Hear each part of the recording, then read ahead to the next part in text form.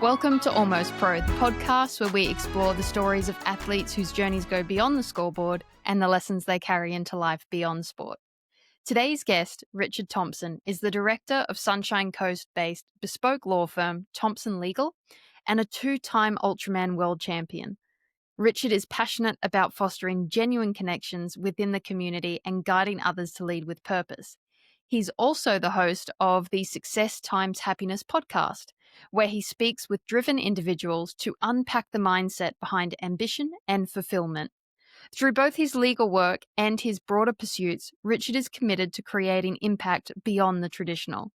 Today, we're talking about what that mindset looks like when it comes to sponsorship, how Richard built authentic, lasting partnerships without relying on social media, and what athletes can learn about storytelling, strategy, and creating value that lasts beyond results.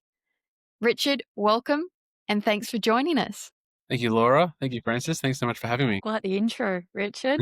Let's start at the top, hey? Right. Can you first tell us what Ultraman is and how you found your way into the sport? Yeah, Ultraman Triathlon. It's unlike normal triathlon, which is sort of an event over one day. This is over 3 days. And so you rest each night, and the time of the competition of each day adds up to see who the eventual winner is. And so because you get to go home each day, the distances are immense. It's a 10-kilometer swim on day one. Day two, you go home, obviously you have a sleep, you eat a lot of food, you hydrate, come back the next day. Day two is a full bike. So that's a 275-kilometer bike ride, time trial. And you go home again, eat, sleep, repeat, come back the next day, you put your running shoes on and you run 84.4 kilometer double marathon. And that's the sport. Super niche though, super niche sport, which I'll get into about the leverage of that for sponsorship. But yeah, very, very lucky to have found that. Growing up through school, I wasn't very athletic aerobically. I just did team sport, wicketkeeper, goalkeeper. They involved the least amount of running, and I didn't necessarily have a very fit body. But found triathlon in very early, I guess, early university day. Terrible at it initially. It was last place in my first triathlon. But just enjoyed the pursuit of I guess it's the start of that. And it definitely was for me the start of that high performance mindset and this idea that if you work hard enough, you will see results, and those results will compound if you're consistent enough with them. Yeah, and then I just saw improvements. And like anyone who you start a sport or start a hobby or a pursuit, the gains that you receive or be the benefactor of initially are significant. It's really exciting. It's when you master something that the gains are so small. But so that hooked me a lot, seeing those times drop and me becoming faster. We're still relatively slow to the rest, and it was never going to be a profession. But yeah, it took 7 years from that first day of being last place. And at 23, I was very, very fortunate to be the junior world champion at the Ironman triathlon in Hawaii, which is iconic in the triathlon world. And I was very, very lucky to put together 7 years of just consistent work. And that wasn't necessarily my goal. It was just the pursuit of becoming better. And so that was quintessential as well. So that for me paved the way to how I view life, how I view this belief that anything is possible, but you have to want it. And also really pivotal, and this is what today's topic is about, my journey even to the Ironman World Championship. In the junior division, that's not professional. There's no salary or prize money for that. But I learned a hell of a lot between the ages of 20 and 23 as to how to market. And I had the benefit of that period of time being pre-GFC. So there was a lot of businesses out there that were happy to spend. And then, so I learned a lot, which we'll talk about. And then, became a lawyer after that. Post GFC, tried to do professional triathlon for a couple of years, struggled, interestingly, which is also a wonderful learning lesson about marketing. And post GFC was hard work, and then I could be a lawyer. So I thought, it's easier to be a lawyer and make money there. And so I did that for 5 years. I feel like I feel like becoming a lawyer is like the study version of a marathon. Yeah, correct. Yeah, Yeah, Right? yeah. It's all It's insurance. easier to It's all become a lawyer. insurance, You right? heard it here. It's all. What? I've got a few screw looses maybe, but practiced for 5 years, and then Ultraman Triathlon came on my radar, and someone said, "Oh, actually, you might be good at that. Do you want to?" I wasn't competing at all for 5 years. So there was a period Right. of it was probably took about 12 months to get myself in a position to get back into fitness. Right. But then, yeah, we went after it in the first instance. We inadvertently, again, and that Ultraman Triathlon is a amateur sport in the sense that it's a world championship. It's a classified world championship. It's been going on for 45 years. You have to qualify for the world championship, but there's no prize money. And that is effectively the definition Right. of a professional Yeah. sport. Yeah, that's But right. so we broke the world record in our first attempt.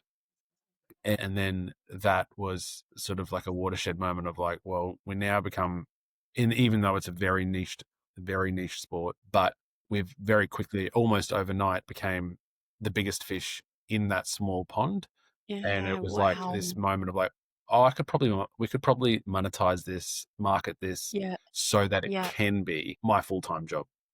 So I Yeah, was a yeah. professional athlete in the sense that for 5 years after that, I had was able to manage a 6-figure salary through those endeavors, even though there was no prize money, which is really, Yeah, really that's unique. amazing. That's the story. Amazing, Richard. Mm. The first thing I'll say about your story is you talk about these ultra level triathlons or endurance events as being quite niche.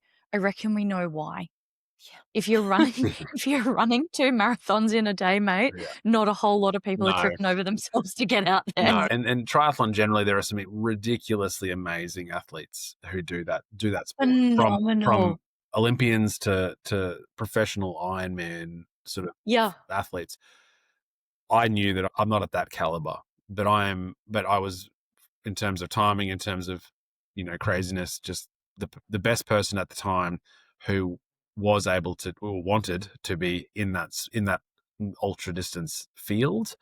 I'm sure there'd be 100 triathletes who, if they decided, to go do Ultraman, they would absolutely towel me up. But you can only compete with the people who are there at the start line. And so that was not lost on me.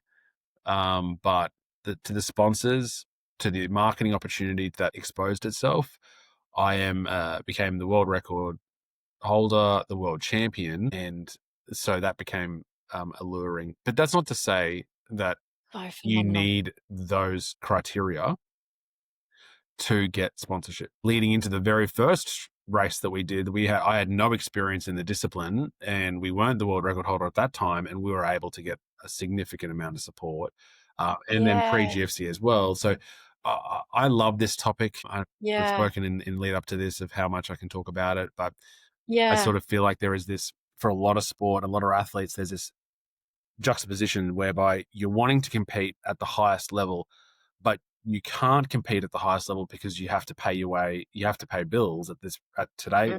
Today you got to pay bills, and you can't get to the level that you want to get to as an athlete without going all in and full time. So particularly if your job requires manual labor, whether you're just on your feet, it takes away from your performance. So sort of like a chicken before the egg, but hopefully the audience can listen to a few tips that we're able to talk about today. Yeah, let's do it, Richard. Let's delve into it.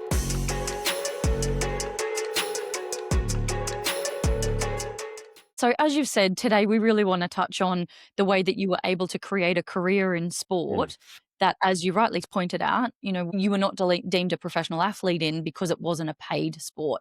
However, you created a professional space for yourself by pursuing revenue and income opportunities through sponsorships and partnerships across the globe. Is that fair to say? Yeah, correct.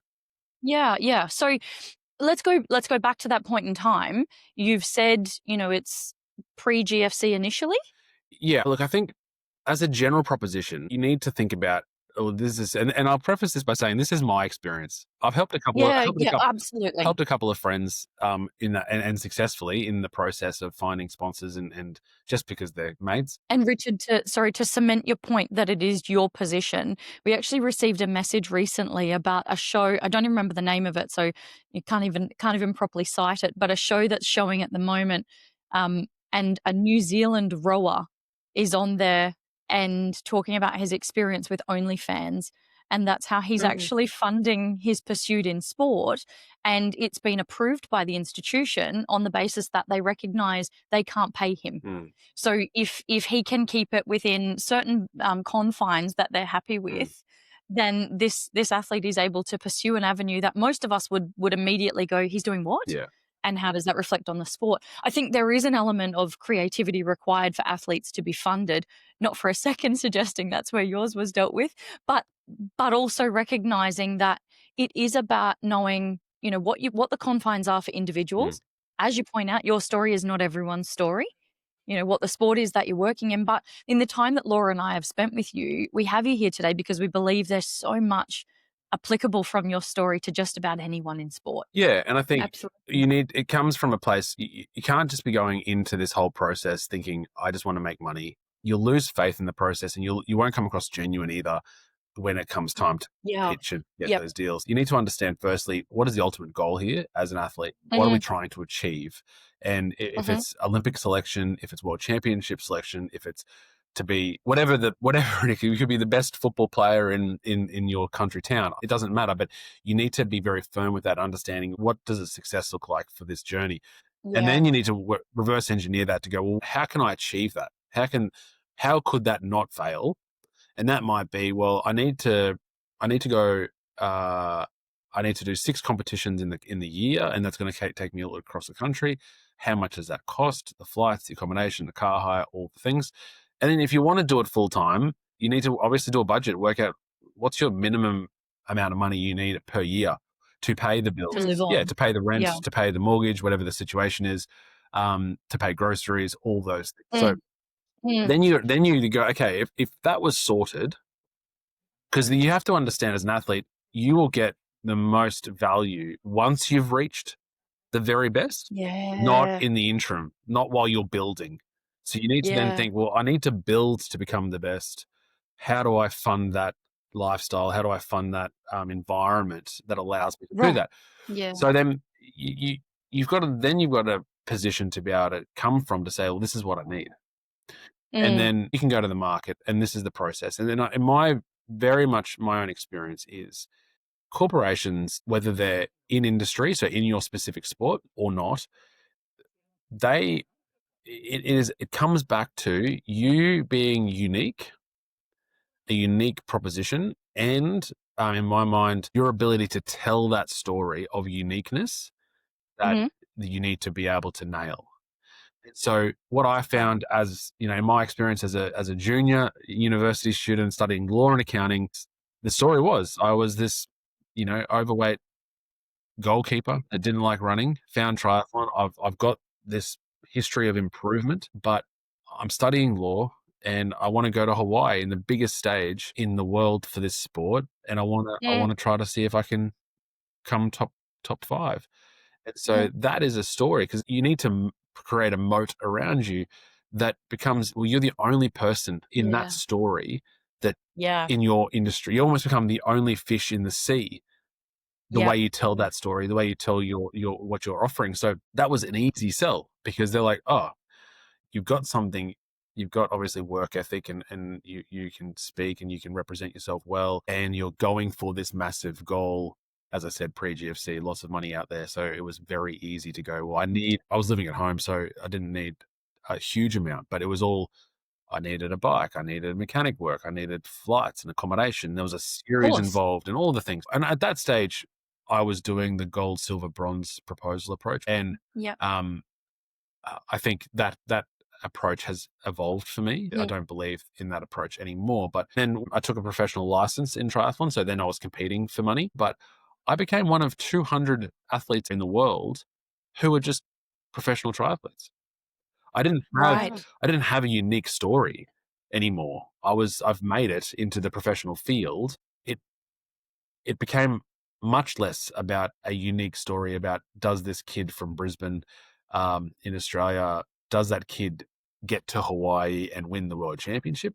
It is like, well, this is now a career for me, and I'm terrible at it compared to my competition. So, it would be a celebration if I got top 10 in any race. So it became very hard, very, very hard.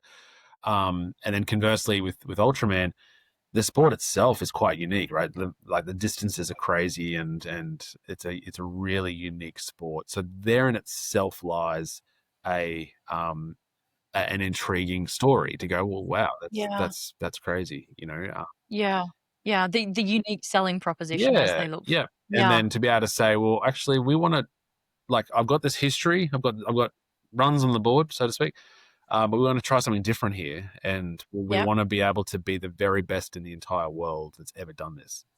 And so that is also, I appreciate not everyone getting up into the system is going to be able to tell that story in that way. But for all the athletes who are trying to be in the World Championship team, and they're basically where I was post GFC, you still have an opportunity and still need desperately to provide a moat around you, to be able to offer something different to the other athletes who are the other 100 athletes who are trying to do exactly the same thing as you. Yeah. And now time for a short break. Don't forget to like, follow, and subscribe to join the Almost Pro community and stay up to date with the latest episodes and news. To find out more or to apply to be a guest, visit almostpropodcast.com today. And the businesses or brands that you went to, without specifics as to who they were, but did you ever feel like, you talked about the gold, silver, bronze approach where we say, here's the package to be my major sponsor or my gold sponsor, and I only want one of those, and here's my silvers. You've started to move away from that at this point. Why? I think because you prepare a gold, silver, bronze proposal under the assumption that it covers off what you want. So you've done that exercise, you've worked out you need $50,000 a year to live off, and then you create a gold, silver, bronze proposal under the assumption that what you're proposing is what they need, or what they want, which is dangerous, because and also you're trying to create the value. So as soon as you say it becomes like psychological as well. So as soon as you say something's worth $10,000, they don't, especially if there's no prior relationship, you need to really, really convince them that the $10,000 is worthwhile. They might not get a positive return, but they just want to see that it's a valuable investment. What do you think value translates to in a business context? What do you think brands are looking for in the subject of value in an athlete? I think primarily, though, if I'm being honest, any sort of sponsorship proposal, and now with work I get a lot, it's a beautiful thing to be able to support. But I think it's probably, you don't realize as an athlete, but the company doesn't want to risk backing something that doesn't look good. And so if they don't know you, this is probably more so about non-industry, non-specific, if you're a swimmer, I'm not talking about a Speedo deal. I'm talking about approaching the local hardware store or approaching the local accountants. And they're like, well, yes, but how do I know you're not going to completely, have a social media meltdown or a PR problem? Yeah. Particularly if this is out of the blue, right? If it's a referral, or if it's like, yep, you need, I know the person well, then it's a different story. But companies have limited marketing resources. And so, and usually they are pre-planned. Yeah. So even I've got the small law firm that I run with 14 people, I've effectively delegated completely out of that control of the budget in terms of marketing, but they plan that 12 months out. Right. So you have to understand that you're approaching a business now, you're firstly one of many. Yeah. I probably get something one every couple of weeks now. And you're probably too late for whenever if you're asking for it now, if you're asking, even if it's, if you're asking for it to start in a couple of months, you're probably too late as well. But it depends how nimble the business is as well. Yeah. And then you need to firstly convince them that sponsoring or providing funding to sport is a really good decision. You got all this money in marketing, and it's only probably, maybe 10% of their top lines. That's really important to understand. Some are probably maybe a bit more, but generally speaking, if you think about how much that company bills or how big that company could be, and some of that information is public, you then work out, well, 10% of that is probably marketing. That's the budget they've got to play with, but all of it. Charities, all sorts of things, right? Yeah. But that is there'll be someone who's in charge of that, and their role is contingent on that marketing stuff to be returned as an investment. So their job, maybe if it's a specific marketing person, if it's not a big enough company, it's probably, the 2IC or the manager. Their job is to make sure to the stakeholders, to the shareholders of the company, that what they've spent in the year has converted into work and converted into bringing goodwill to the company. And so their job's on the line, or their role is on the line on that. You got to convince them that they've got to invest in sport, and then you got to convince them, if you get over that hurdle, you got to convince them that investing in your sport is the sport to invest in, because there's 1,000 sports. And then once you got them over that hurdle, you've got to convince them that investing in you, in that sport, is the right way to go. And so it's much more challenging because of that framework to pitch to a company that you don't know, you have no connection with, and who does not invest in sport at all, to get that over the line. That is such a fundamental position for people to take, that framework you mentioned, those 3 steps of, are they interested in sport? Your job is to convince them that they are. Are they interested in your specific sport? Your job is to convince them that they are. And the moat that you created around you is kind of the 3rd layer. Are they interested in you? Correct. And the story you have to tell? I really like that. You kind of touched on social media before, Richard, when you talked about, is this a risk as an investment for me? Could this person or that sport have any hairs on it that we don't want our brand associated with? I think social media in sport has become this sort of 2-pronged beast, because for lots of instances, we're seeing people, they're not getting deals, or they are getting deals on the basis of their social media presence and what their platform has and what their reach is, and their growth and all of those metrics that social media people are much better at than me. And then there's that other end that goes, but also they're really, really accessible to the general public. And what are they capable of? Are they drinking toilet water? And what will that do for our, so there's what will that do for our brand / their brand, and the two of us being combined? Talk to us about your involvement with social media then, now, and through your sporting journey. Yeah, I'll preface that I've never really enjoyed it as a vehicle. I don't have it anymore. As soon as I retired, I deleted all accounts. I only probably got to about 10,000 followers on Instagram, which is a pittance compared. But I've got friends who are in triathlon or in sport as well, other sports, who have been told by like the institute, you need to get followers up to 20,000 now, or whatever the number is, before you approach sponsors. And it's just something that I don't believe that is to be the case. There is a wonderful way to almost backdoor that approach. And it won't matter. It doesn't matter. So for a long time, I was sitting at 5,000 or 8,000, whatever the number was. And at no point was the question, well, how many followers do you have? Really? No, because I'm not that person, right? And if you have a lot of followers, that's wonderful. But if it's otherwise fairly stagnant, the sponsorship association only has a certain half-life to your audience. So if I find that I'm sponsored by a pillow company and I have 50,000 followers, the first probably month or 2 of that relationship, it may move the needle a little bit of sales for the pillow company. But at that point, no one else is seeing my content other than my 50,000 followers. So there's diminishing returns there. But if you have to think about, then you become a commodity for the brand. So the brand says, well, I want to tap into your goodwill that you've created over such a long period of time with your followers who believe and trust and everything to you. How about we give you X amount of dollars or X amount of product for you to promote our brand? And it's so, for me, it's not genuine. it's just this commercial transaction that you've got followers, we've got a product, we'll give you this for this. And I just don't like it. Yeah. There's not sincere value there. Yeah. And it's got such a short tail. All of my sponsors that I had, particularly for Ultraman, were with me for between 3 and 5 years on multi-year contracts because that's what needs to be focused. There's too much work to get in the door, and then build relationship with the company and build relationship with the key people and deliver, to be doing that year on year with different companies because you're just trying to get the next $1,000 for a post. It's just not worth it for me. So the way that, in my mind, it's about leverage of network. So I believe we did this quite well for Ultraman. So there was an international brand, fitness brand that initially came on. I inquired with them as one of those sort of biohacking data, sleep sort of companies.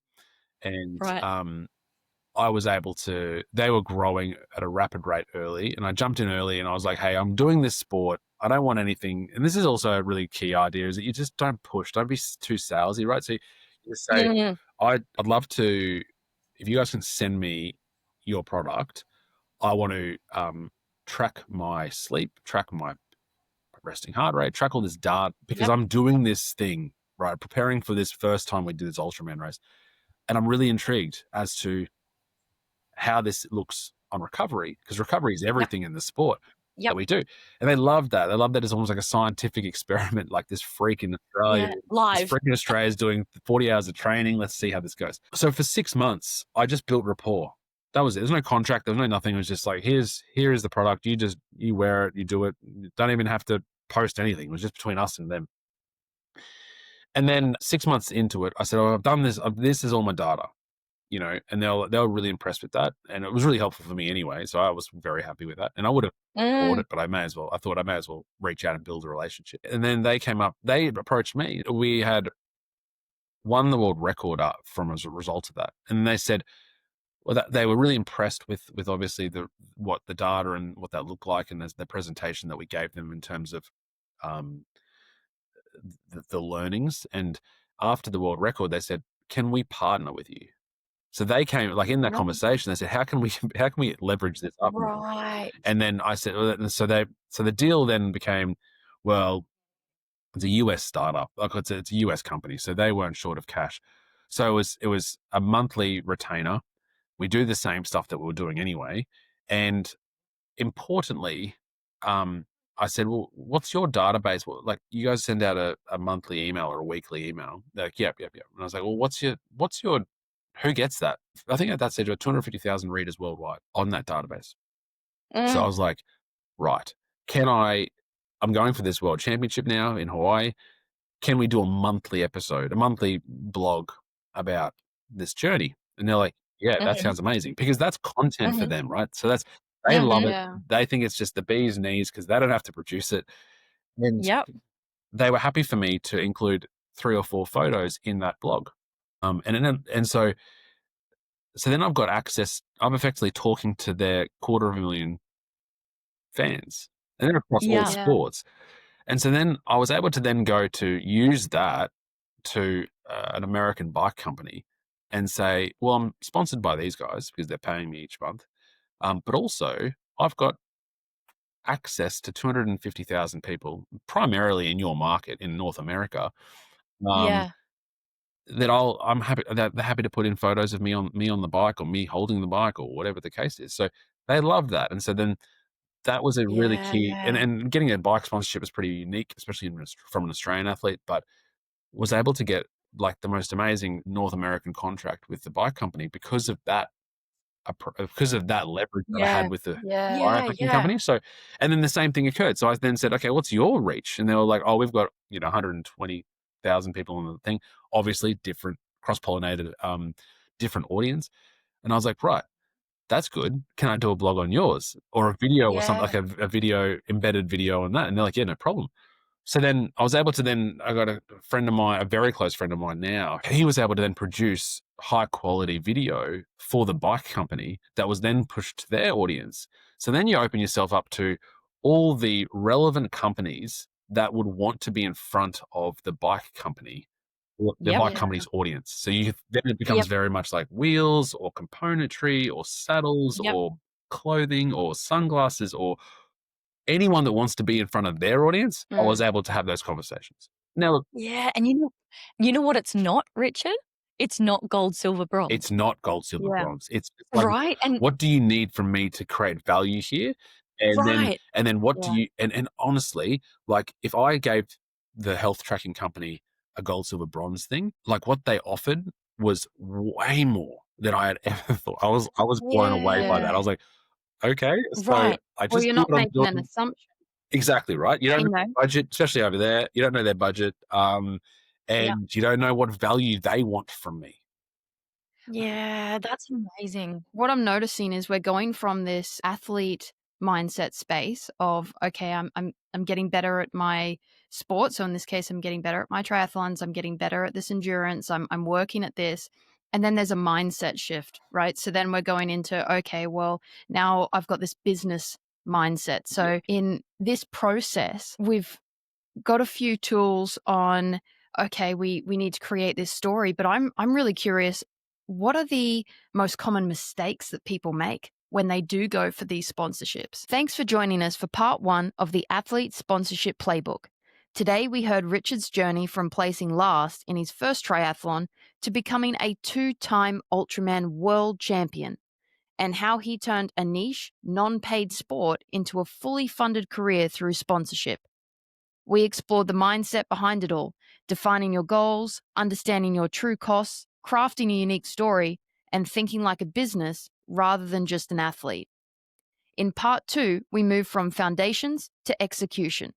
Richard breaks down the most common sponsorship mistakes, how to approach the right businesses, how to get in the room with the real decision makers, and practical ways to create value that go far beyond a logo or a socials post. If you enjoyed today's episode, make sure to share it with a teammate, coach, or athlete who's ready to take their next step in sponsorship. And don't forget to like, follow, and subscribe to Almost Pro on all platforms, and follow at Almost Pro Podcast on social media to stay up to date with all the latest news and updates. Until then, have a great week, and we'll see you back for part 2 next week.